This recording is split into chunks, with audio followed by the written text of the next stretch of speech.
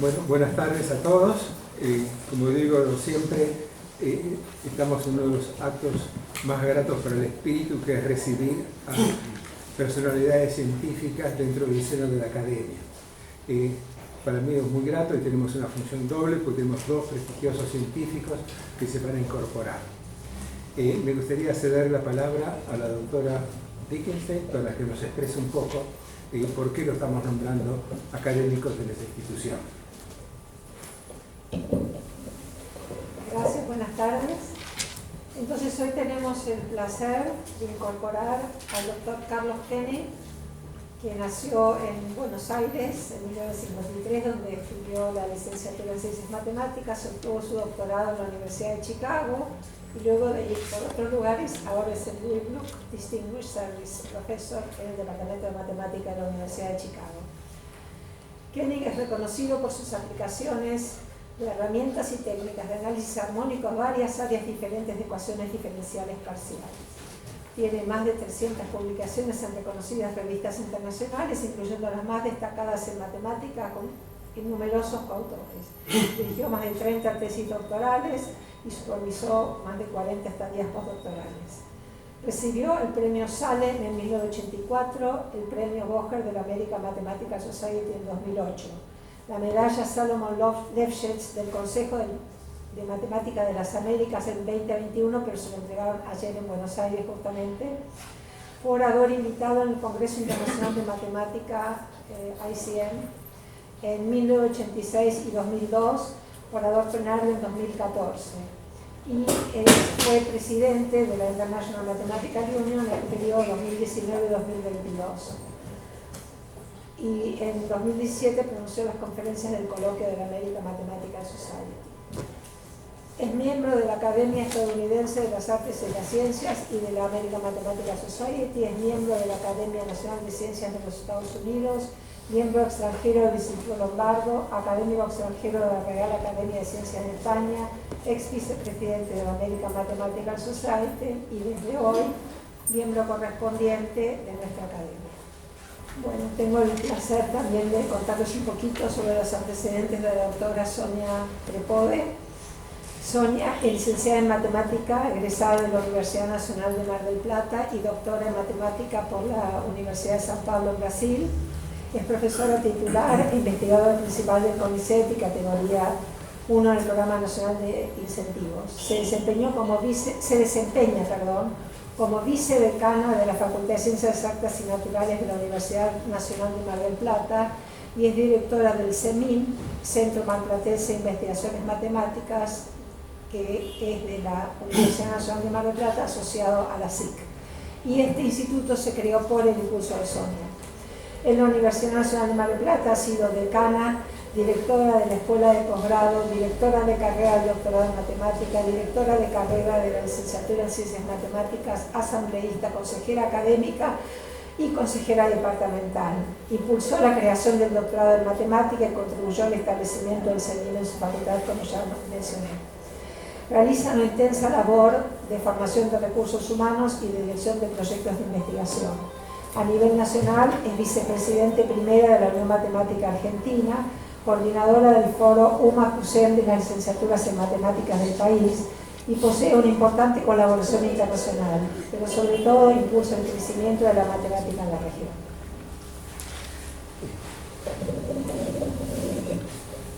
Antes de la entrega de diplomas, me gustaría agregar aquí una nota que hemos recibido de la doctora Silvia Adriana Berardo, vicerrectora de la Universidad Nacional de Mar del Plata. En la nota dice: con estas breves palabras quiero felicitar muy especialmente a la doctora Sonia Trepode, reconocida docente e investigadora de nuestra Universidad Nacional de Mar del Plata. Sonia simboliza el intachable camino hacia la excelencia académica en docencia e investigación y como vicedecana de la Facultad de Ciencias Exactas y Naturales representa la buena y transparente gestión. Como persona, Sonia demuestra cada día su compromiso con la educación pública, virtuosa y de calidad. Su incorporación a la Academia Nacional de Ciencias Exactas, Físicas y Naturales, una asociación de elevado y reconocido prestigio, es un reconocimiento a la talla de Sonia. Como vicerrectora de la Universidad Nacional de Mar del Plata, siento un enorme orgullo de contar con Sonia como docente, investigadora, compañera de gestión y como amiga. Estoy convencida que las sociedades en general, y especialmente las comunidades educativas, son mejores y se enriquecen con personas como Sonia Trípode. Mis más sinceras felicitaciones, amiga querida. Gracias. Los felicito y bienvenido a la academia. Muchas gracias.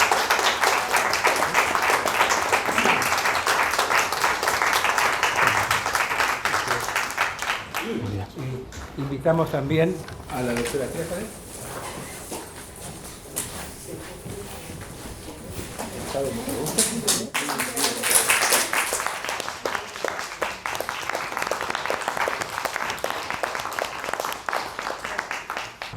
Bueno, entonces quiero de alguna manera explicar por qué estoy aquí. Entonces voy a hablar de algo que se llama la resolución en solitones para las ecuaciones dispersivas no lineales. Me imagino que casi ninguno conoce lo que quiere decir ninguna de esas palabras, pero intentaré explicarlo. Bueno. Las ecuaciones dispersivas no lineales aparecen en fenómenos no lineales de propagación de onda. Estas ecuaciones aparecen, por ejemplo, en el estudio de las olas de agua en canales poco profundos, en el diseño de los láseres, en la óptica no lineal, en la elasticidad no lineal, en física de partículas y en relatividad. Así que son ecuaciones motivadas por situaciones físicas.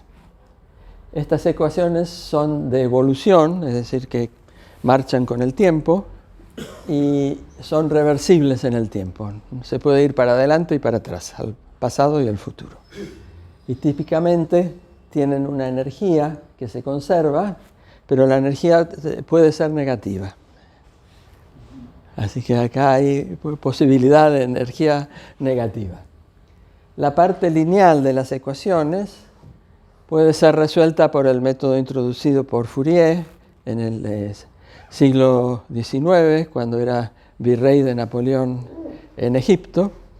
Él inventó un método, sí, estaba aburrido, entonces inventó su método para resolver las ecuaciones de evolución lineales, y la parte lineal de estas ecuaciones puede ser resuelta por el método de Fourier. Estas ecuaciones han sido estudiadas exhaustivamente en los últimos 50 años, pero fueron descubiertas en el siglo XIX. Ejemplos de estas ecuaciones. El primer ejemplo es la ecuación de Corbett-de-Vries generalizada, que modela las olas en canales de poca profundidad. La ecuación de Corbett-de-Vries fue formulada a finales del siglo XIX. La ecuación de Schrödinger no lineal, por la cual tenemos los láseres que a veces no funcionan, pero que funcionan muchas veces, son producto de la ecuación de Schrödinger no lineal. La óptica no lineal en general y, por supuesto, la teoría cuántica de campos. Y finalmente voy a mencionar la ecuación de onda no lineal que aparece en física de partículas y en relatividad, en modelos de relatividad general. Llamamos dispersivas a estas ecuaciones. Los matemáticos no somos muy imaginativos en la terminología. Son dispersivas porque la parte lineal es dispersiva. ¿Cuándo es la parte lineal dispersiva? En una ecuación dispersiva lineal, heurísticamente lo que hace es esparcir el soporte del dato inicial. Entonces alguien le da un dato inicial y lo empieza a esparcir. Pero como hay una energía que se conserva, eso quiere decir que el tamaño se tiene que hacer cada vez más chico. Y eso es lo que se llama el efecto dispersivo. Para tiempo grande, las soluciones de ecuaciones dispersivas no lineales se hacen chiquitas. ¿Okay? Bien. Estas evoluciones lineales son, como dije, son dispersivas cuando el flujo lineal esparce o dispersa el dato inicial. El tamaño se hace pequeño para tiempo grande y este es el efecto dispersivo. Pero de manera muy interesante, las versiones no lineales pueden tener soluciones que no se dispersan. Por ejemplo, ondas viajeras. Eso quiere decir que son soluciones cuya forma no cambia con el tiempo, simplemente son trasladadas. Tienen una forma fija, entonces obviamente no se aplastan. Estos son los famosos solitones. Pues, hay también soluciones que son ondas viajeras que viajan a velocidad cero, y entonces son soluciones estáticas, no cambian por el tiempo. Estos son objetos no lineales porque las ecuaciones lineales correspondientes no tienen esos objetos. Muy bien, la existencia de los solitones ha sido un misterio desde el siglo XIX. Fueron descubiertos por John Scott Russell, que era un ingeniero escocés, quien descubrió una onda viajera propagándose en un canal y la siguió a caballo por muchos, muchos kilómetros. Y eso fue en el año 1835. John Russell era ingeniero, pero era un ingeniero muy sofisticado. Entonces él era verdaderamente un científico, pero era también un ingeniero. Él construyó el barco a vapor más grande desde mediados del siglo XIX a principios del siglo XX. Ese fue el trabajo de John Russell en ingeniería. En matemáticas, él contó a los expertos de la época sobre sus solitones, las ondas viajeras, y lo abuchearon, le dijeron que no podía ser. Airy y Stokes, que eran dos de los matemáticos aplicados más famosos en el Reino Unido en esa época, dijeron que eso no podía ser. Y la razón por la que no podía ser es que ellos tenían teorías lineales de las ondas, y como estos son objetos no lineales, no encajaban en su teoría. Luego, Boussinesq y Rayleigh formularon teorías no lineales de propagación de ondas para explicar las observaciones de Russell. Y finalmente, en 1895, Correct y de Vries formularon su ecuación. Esto fue a finales del siglo XIX, pero las propiedades fundamentales fueron descubiertas mucho después.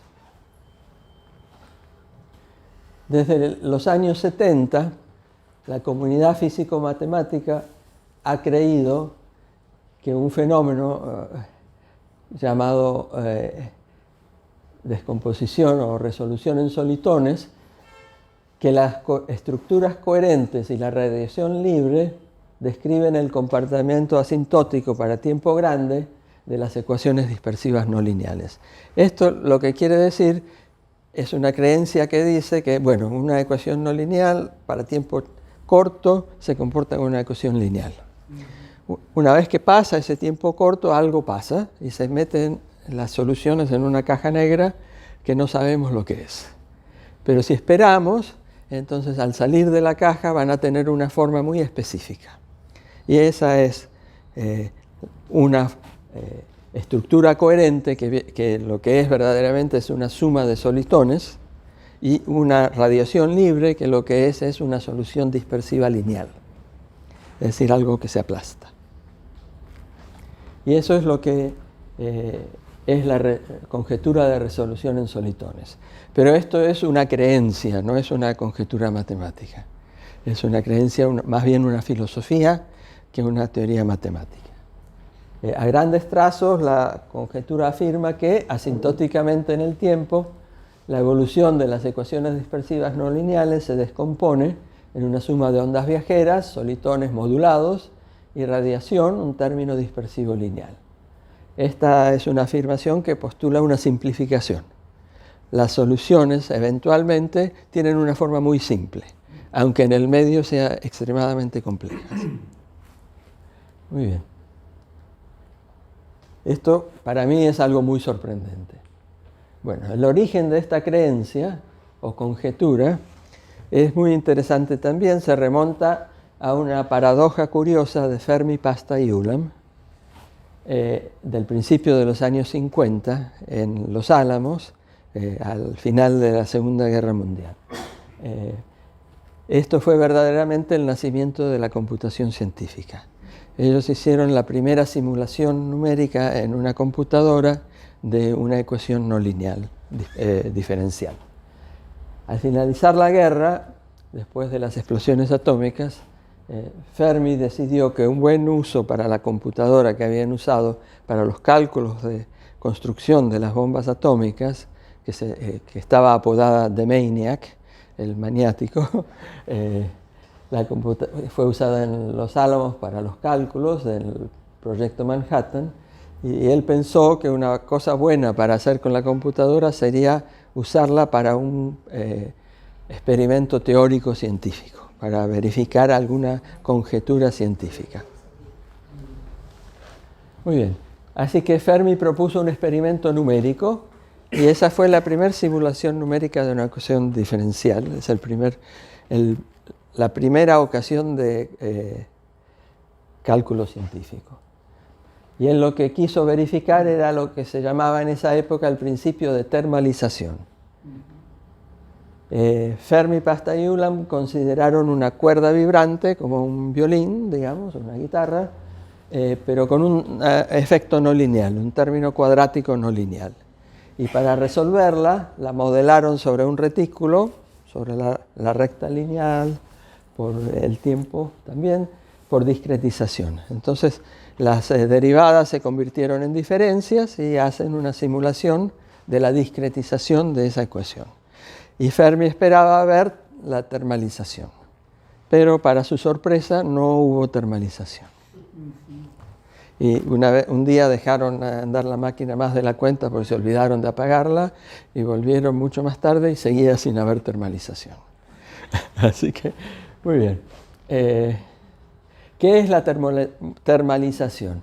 La termalización es el proceso por el que, si el dato inicial tiene su energía muy concentrada en un solo modo, entonces instantáneamente la solución reparte la energía sobre todos los modos. Y eso no pasó. Y esto fue una sorpresa para Fermi, y Fermi llamó esto un descubrimiento menor. Digamos, él descubrió el cálculo científico, y descubrió que la termalización no funcionaba, pero para él eso era un descubrimiento menor. Murió al poco tiempo Fermi, como todo su equipo, todos murieron de cáncer. Y esto siguió siendo una paradoja por muchos años, más de una década y media. Finalmente, el que resolvió la paradoja fue Martin Kruskal, que hizo la siguiente observación muy inteligente, que es que él hizo que el tamaño de los pasos en la linearización se fuera a cero. Y al hacer eso, tender a cero, él observó que la ecuación de la cuerda vibrante con un término cuadrático converge a la ecuación de Corbett-de Vries. Y en la ecuación de Corbett-de Vries hay solitones, ondas viajeras. Y si uno tiene una solución que es una onda viajera, inmediatamente destruye la termalización.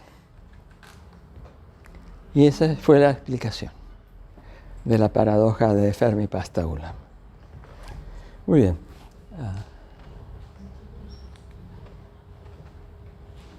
Al poco tiempo de esto, Kruskal hizo otra simulación numérica con Zabusky en el año 1965, pero esta vez ya sobre Corbett-de Vries.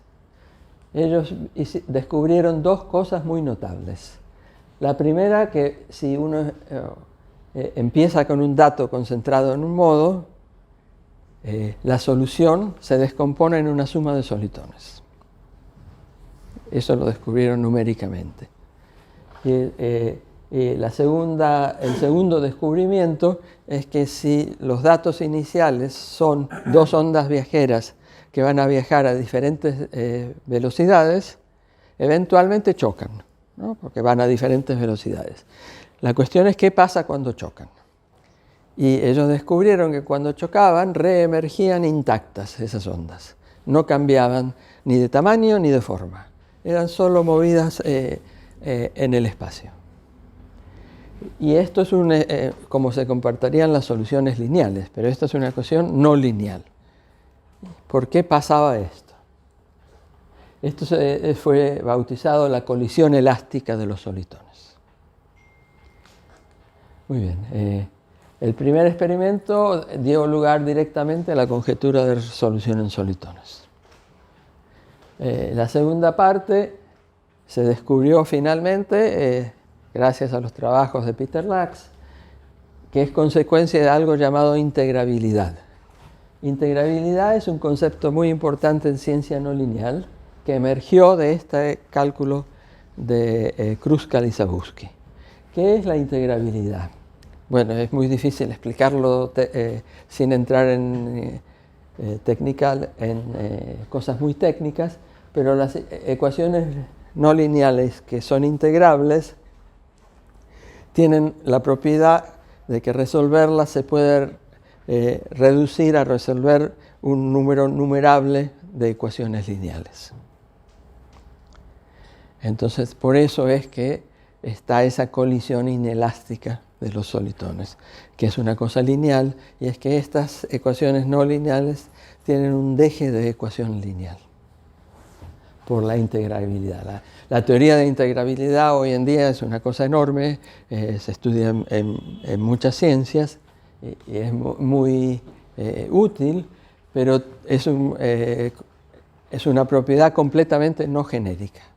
Si yo muevo la ecuación de Corbett-de-Brie, que es integrable un poquitito, un epsilon, deja de ser integrable. Bien. Hasta hace poco, la conjetura de resolución en solitones había sido demostrada solamente en unos pocos casos integrables. Las demostraciones son difíciles y aún quedan cosas sin resolver. También hay resultados en regímenes perturbativos, integrables o no, cerca de los solitones. Y el desafío de demostrar la conjetura para ecuaciones dispersivas no lineales, no integrables, es uno de los, en regímenes no perturbativos, es uno de los grandes desafíos de las ecuaciones diferenciales. El mecanismo de relajación a una estructura coherente que se observa numéricamente y experimentalmente es la radiación de energía al infinito espacial. ¿Qué quiere decir esto? Es que a medida que evoluciona la solución, la energía se manda hacia el infinito espacial y cada vez que suficiente energía se manda para afuera, sale otro solitón. Y ese es el fenómeno. Esto se observa en situaciones tan diversas como la dinámica de burbujas de gas en fluidos compresibles. Se observa en laboratorio eso. Uno puede hacer experimentos que muestran los solitones salir en esa situación. Y en la emergencia de agujeros negros en el colapso gravitacional. Esto no se hacen experimentos de eso. Son experimentos numéricos. En los últimos 15 años, con mis colaboradores Thomas Ducaer y Frank Merle en Francia, hemos conseguido los primeros avances en la dirección de conseguir la resolución en solitones para ecuaciones no integrables. Hicimos esto, introdujimos un nuevo método que se llama el método de los canales de energía, y este método consigue dar una formulación matemática precisa a las observaciones numéricas y experimentales de la radiación del exceso de energía al infinito espacial para la ecuación de la onda no lineal. Aquí va la primera ecuación que escribo y va a ser la última. Esa es la ecuación de ondas no lineales. Y con este nuevo método y con algunos colaboradores adicionales hemos conseguido en los últimos 15 años demostrar la conjetura de resolución en solitones para soluciones que son radialmente simétricas de la ecuación de onda no lineal.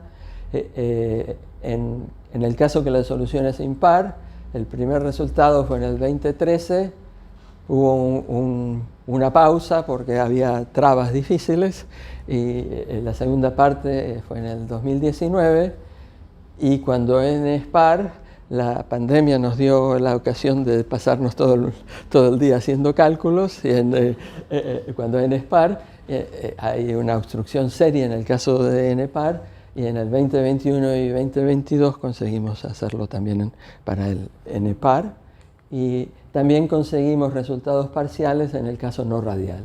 Y ninguna de estas ecuaciones es integrable. Estas son las primeras para las que se consigue hacer eso.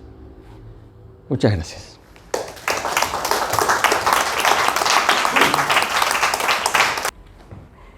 Bueno, muchísimas gracias por este honor de integrar la academia. Elegí para hablar teoría de la inclinación. La teoría de la inclinación, y la elegí porque la teoría de la inclinación fue el tema que trabajé en mi tesis y ha atravesado mi carrera desde entonces, y he trabajado en teoría de la inclinación en diferentes categorías. ¿Me escuchan? Más fuerte.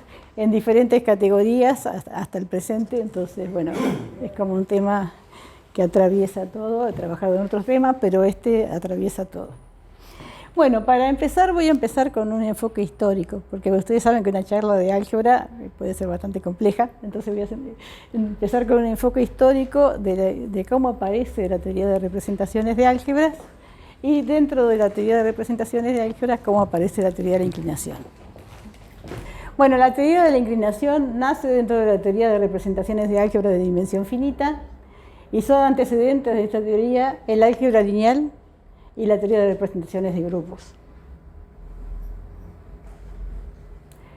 En 1870 se culmina con el estudio de una transformación lineal y se prueba la existencia de la forma de Jordan bajo ciertas condiciones.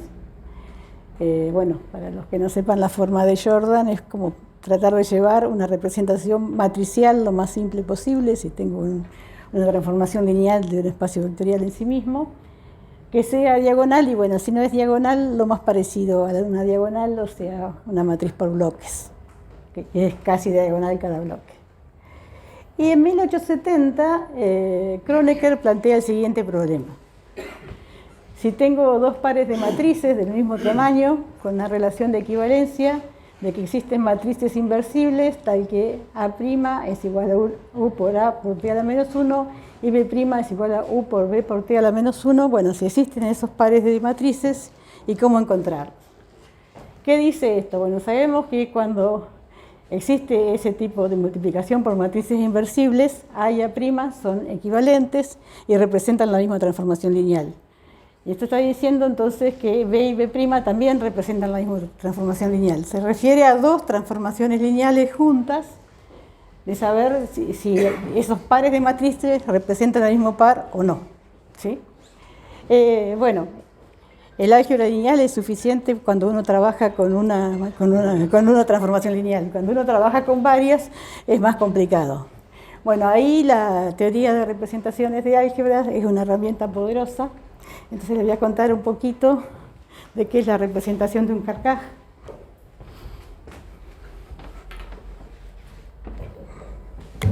Bueno, un Carcaj o un quiver, si alguien conoce la palabra en inglés, es un grafo orientado.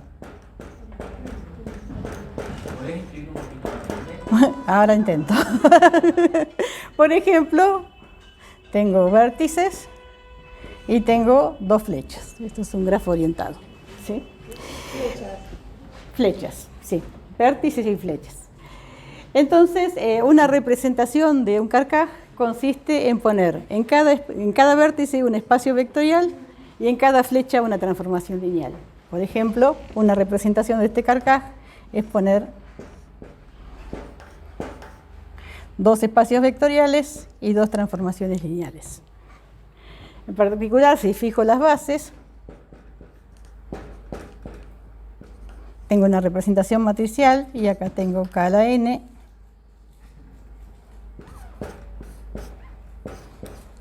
K a la M y dos matrices.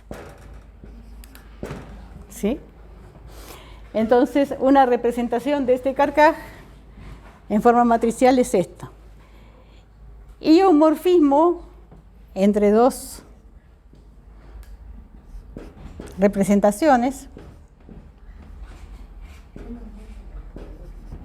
o sea, dos representaciones distintas, en este caso las tomo del mismo tamaño porque es el caso que estamos viendo ahí, es que existen acá morfismos que conmutan estos diagramas. O sea, acá existe un morfismo, que es multiplicar por una matriz U, y acá es multiplicar por una matriz T. Y en el caso en que U y T sean inversibles,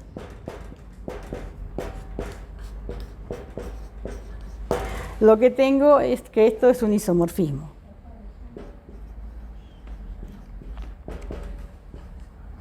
Y fíjense que cuando es un isomorfismo, lo que tengo es que A' se escribe como U por A por T a la menos 1, y B' se escribe como U por B por T a la menos 1. O sea, si las representaciones son isomorfas, tengo una solución al problema de Kronecker. Entonces, estudiar el problema de Kronecker es estudiar las representaciones de este Carcaj que son isomorfas, ¿sí? Entonces, este Carcaj se lo conoce hoy en día como el Carcaj de Kronecker.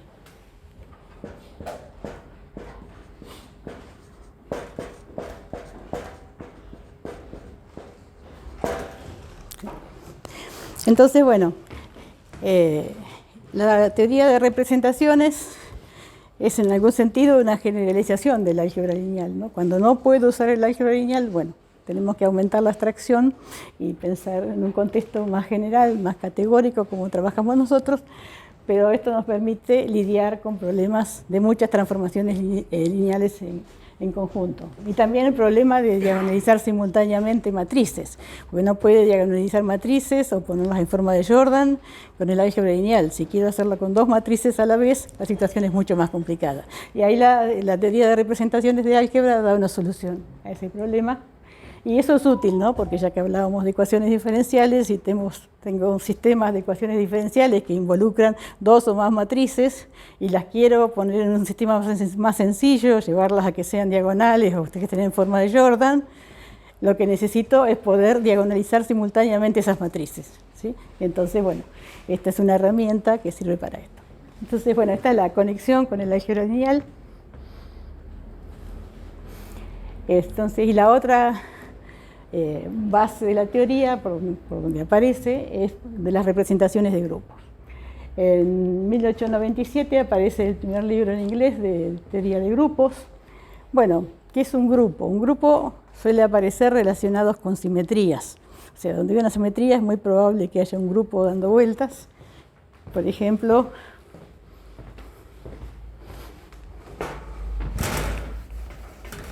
bueno, si puedo borrar.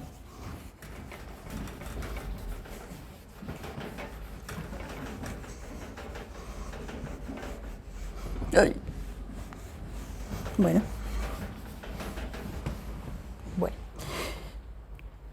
si tengo un cuadrado y yo quiero estudiar los movimientos que dejan invariantes al cuadrado, puedo trazar, por ejemplo, estas rectas que van por las diagonales y hacer la simetría. Bueno, si imaginen que pasa por la diagonal y hacer la simetría respecto de estas rectas. Todos estos movimientos son movimientos que dejan invariante al cuadrado. Y también uno podría rotar respecto del punto central y el cuadrado sigue invariante. Bueno, eso es un grupo en realidad, porque si yo compongo dos movimientos, me da otro de esos movimientos. Y si tengo un movimiento que es no hacer nada, entonces ese sería el neutro del grupo, y dado un movimiento tiene un inverso. Entonces eso satisface los axiomas de grupos y lo que conocemos como un grupo. Bueno, después entre 1915 y 1933, Eminetter se inicia el estudio de anillos y módulos. Y ella se da cuenta que existe una correspondencia entre las representaciones de un grupo finito y la categoría de módulos de su álgebra de grupos. Bueno, en una representación de un grupo finito, la idea es ver a un grupo dentro de las matrices, y entonces la idea es que para cada elemento le asocia una matriz inversible, y eso es una representación. Y por otro lado, puedo construir el álgebra de grupo, que es escribir las combinaciones lineales con lambda G en K. de los elementos del grupo, esos son los elementos, y la multiplicación está inducida por el producto del grupo, ¿sí? Entonces ese es el álgebra de grupo. Y pensar un módulo es como pensar un espacio vectorial, pero ahora los escalares, en vez de estar en el cuerpo, están en este álgebra, en KDG, ¿sí? Entonces, bueno, ella se da cuenta de esta relación y plantea estudiar entonces categorías de módulos. Y bueno, y ahí nace el interés por estudiar categorías de módulos, y hoy en día, bueno, se estudian otras álgebras de dimensión finita, esta como que fue la primera.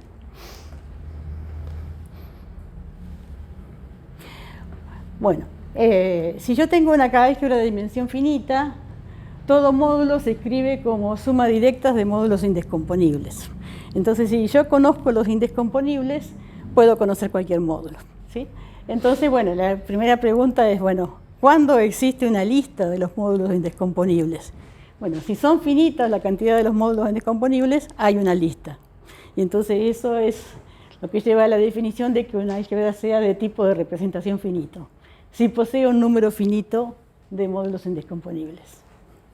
Como ejemplo, en el caso del álgebra de grupo, si la característica del cuerpo es P, y P divide al orden del grupo, o sea, la cantidad de elementos del grupo, el álgebra de grupo es de tipo de representación finito, si solo si el P subgrupo de Sylow es cíclico. Bueno, el P subgrupo de Sylow, si no lo recuerdan, dado un primo que divide al orden del grupo, hay una máxima potencia que lo divide, y el teorema de Sylow lo que dice es que existe un subgrupo de ese orden, ¿sí? Y bueno, ese grupo está generado por un único elemento, ¿sí? Entonces esto es una caracterización de una álgebra de grupo de tipo de representación finito. Bien, entre 1941 y 1968 hubo dos conjeturas que dominaron toda la escena de la teoría de representaciones de álgebras, y esas conjeturas tienen que ver con la existencia de módulos de cierta dimensión, ¿no? La primera dice que, bueno, si el álgebra no es de tipo de representación finita, o sea, si no hay una lista, hay módulos indescomponibles de dimensión arbitrariamente grande. Y la segunda es lo mismo, si no es de tipo finito, entonces existe una sucesión de números enteros, tal que para cada uno de esos enteros hay un número finito de indescomponibles, o sea, hay muchísimos módulos, ¿no? Estas conjeturas son fáciles de denunciar y muy difíciles de probar. O sea, llevaron 37 años para que se pruebe la primera, y la primera fue probada por Reuter en 1968, y la segunda fue probada por Raimundo Bautista en 1973.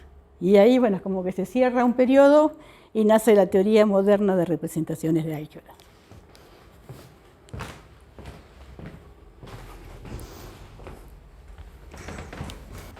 Bueno, ahora si tengo un carcaj sin ciclos orientados,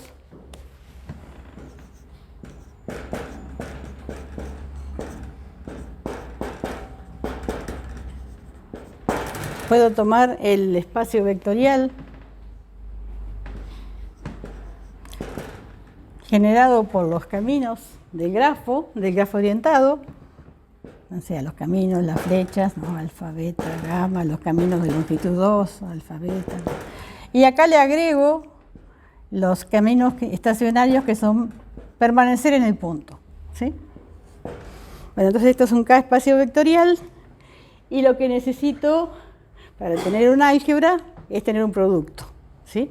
Entonces voy a hacer el producto de dos caminos, y esto va a ser gamma delta si se concatenan, si, digamos, gamma termina donde empieza delta, ¿sí? Y cero en caso contrario. Bueno, este es el álgebra de caminos. Bueno, entonces en 1972, Pierre Gabriel, uno de los padres de la teoría, prueba cuando el álgebra de caminos, K de Q, es de tipo de representación finito. Y eso pasa si solo si Q es el diagrama de Dynkin. O sea, tiene un número finito de indescomponibles si solo si el carcaj asociado es un diagrama de Dynkin. diagrama de Dynkin, son estos que son muy conocidos porque aparecen en varias áreas de la matemática, ¿no? Este teorema está muy bien, pero la prueba no era muy sencilla. Entonces, Berten, Gelfand y Ponomarev dieron una nueva demostración del teorema de Gabriel y lo hicieron usando unos funtores que eran funtores de reflexión, que consistían en, si yo tengo un pozo, un vértice al que solo le llegan flechas. Acuérdense que no hay ciclos orientados, entonces. Si tengo, un vértice al que solo le llegan flechas, bueno, la acción del funtor es dar vuelta a las flechas. ¿Sí? Y lo mismo si tuviese un vértice del que solo salen flechas, la acción del funtor es dar vuelta a las flechas, entonces lo que era un pozo se vuelve una fuente y lo que era una fuente se vuelve un pozo. O sea, la prueba de ellos es muy combinatoria. Entonces, en 1979, Aulander, Placid y Rayten tratan de entender esto de una manera homológica, ¿no? ¿Qué significa ese funtor de dar vuelta a las flechas? Bueno, Aulander es otro de los padres de la teoría. Bueno, Marinés Placid, aquí presente, miembro de la academia, y Idun Rayten, otra de las madres de la teoría. ¿Sí? Bueno, ¿qué es lo que hacen ellos para tratar de entender estos funtores? Para tratar de entender esos funtores, ellos lo que hacen es definen un módulo. Digamos, todo módulo se escribe como suma directa de indescomponibles, en particular el álgebra misma.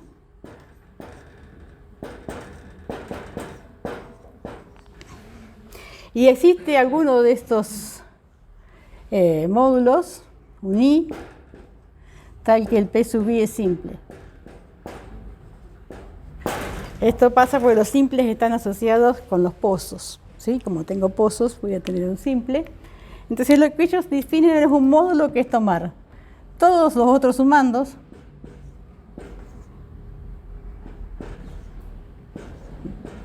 para J distinto de I, y acá cambian este módulo, el SI, este era un SI, y toman tau a la menos 1 de SI. Y aquí ese tau a la menos 1 es lo que se conoce como la traslación de Aulander-Rayten, que no la voy a definir acá por cuestiones de tiempo y espacio, pero esa traslación de Aulander-Rayten es muy importante en la teoría de representaciones porque permite estudiar la categoría de módulos y de una manera tener un seguimiento de la categoría de módulos y los endomorfismos muy grandes. Bueno, entonces ellos cambian solamente un sumando y toman el álgebra de endomorfismos.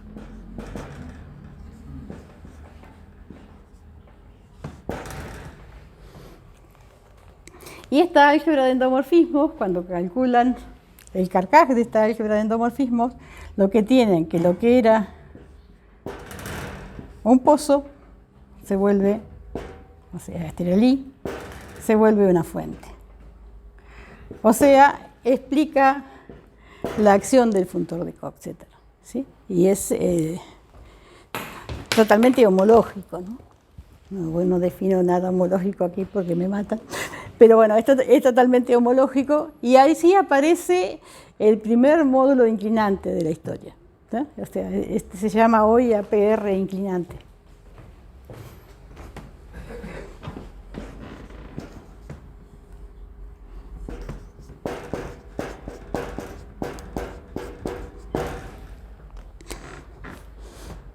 Bueno, entre el 79 y el 80, Brenner y Butler generalizan esos funtores de Coxeter, introducen unos funtores de inclinación y prueban el teorema de Brenner y Butler. Butler es mi abuelo matemático, fue el director de mi director. Entonces ellos aquí introducen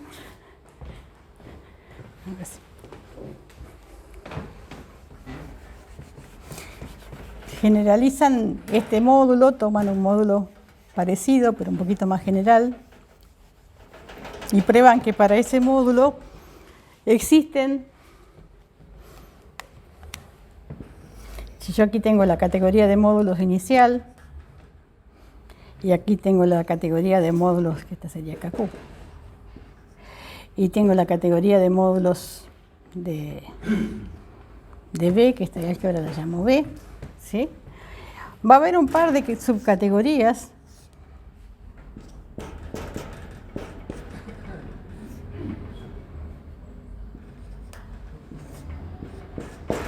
tal que hay una correspondencia 1 a 1 entre estas categorías.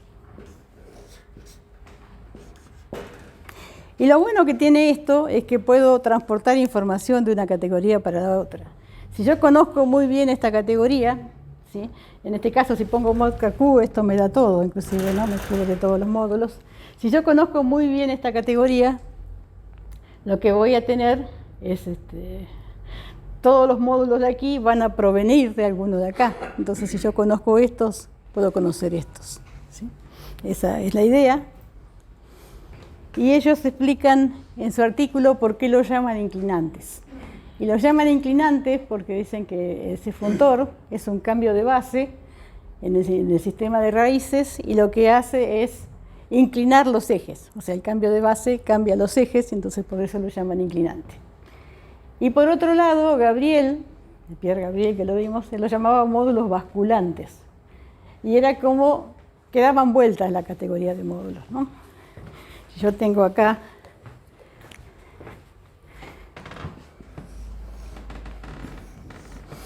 el caso más general, digamos, y esta es F, y esta es T, y esta es I, y esta es X. Bueno, habíamos dicho que esta era 1 a 1 con esta, así que esta la podría identificar con T, y a F la podría identificar con X. Entonces, bascular quiere decir girar en torno de un eje central, ¿sí? Entonces, si yo me pongo un eje central y giro la categoría de módulos, en realidad fíjense que F, que estaba al principio, va a pasar al final, y T, que estaba al final, va a pasar al principio, ¿sí? Entonces, como que da vuelta a la categoría de módulos. Tienen información a nivel de categoría de módulos, o sea, el nombre de Brenner y Butler tiene que ver con el cambio de base y la inclinación de los ejes, y el nombre que le daba Gabriel tiene que ver con qué está pasando en la categoría de módulos. Bien, en el 81, Happel y Ringel dan la definición actual de módulo inclinante, ¿sí?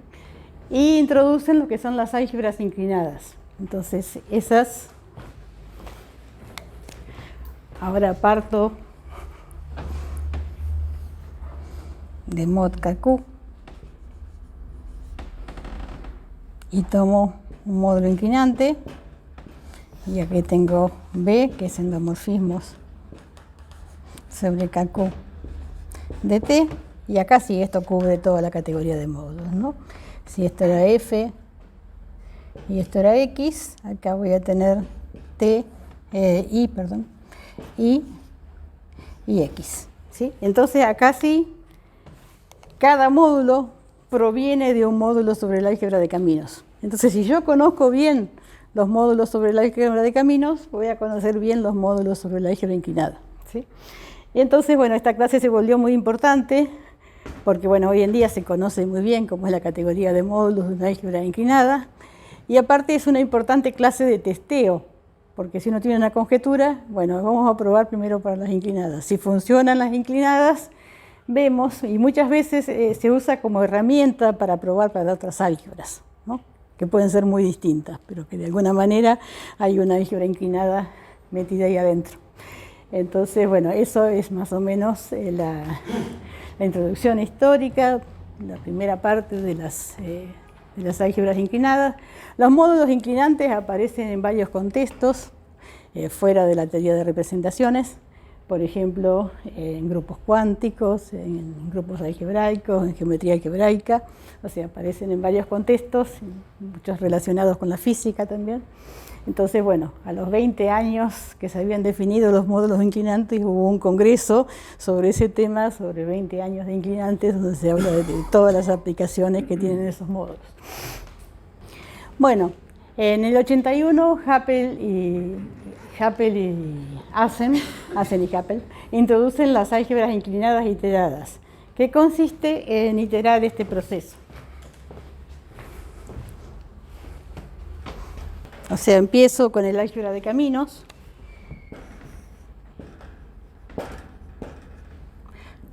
Aplico el inclinante, tomo el álgebra de endomorfismo, me da el álgebra 1.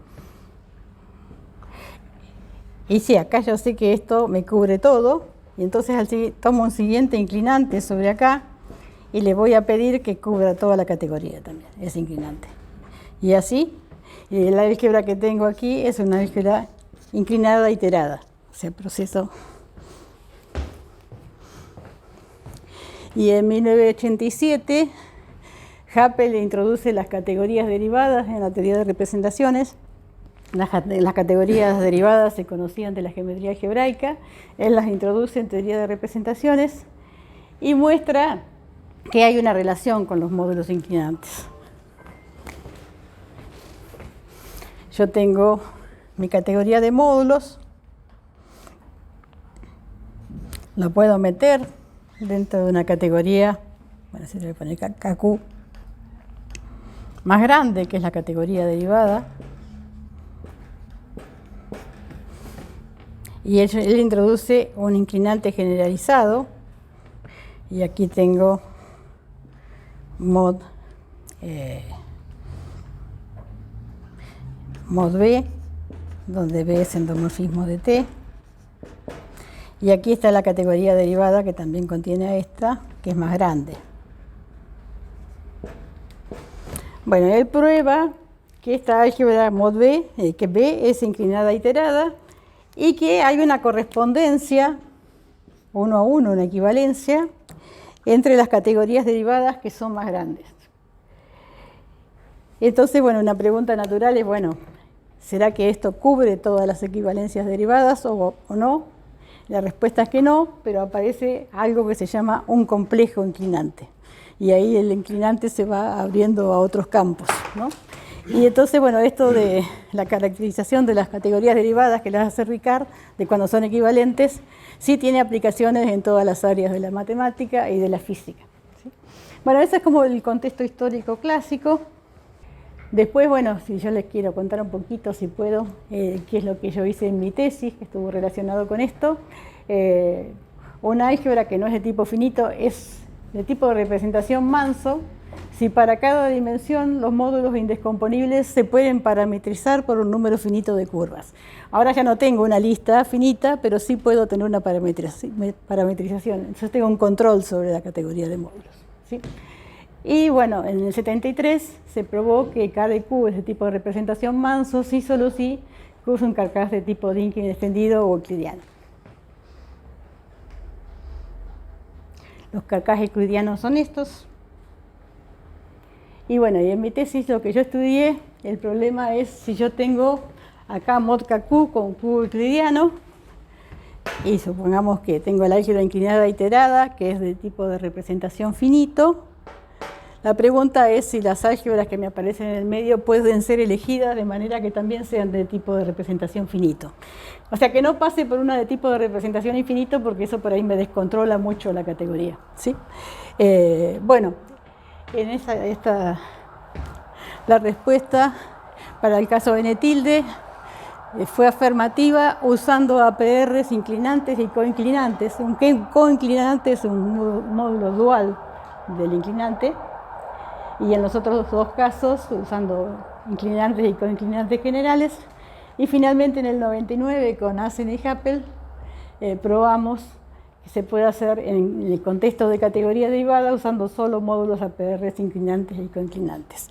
Bueno, y después de eso yo seguí trabajando en inclinantes en distintas categorías, en la categoría de los haces coherentes sobre una recta proyectiva, que es muy importante en geometría, y sobre las álgebras, las categorías de conglomerados que codifican la combinatoria de las álgebras de Fomin y Selevinsky, y que tienen aplicaciones a muchas áreas de la matemática, de la naturaleza, porque esa combinatoria como que estaba por todas partes, ¿no?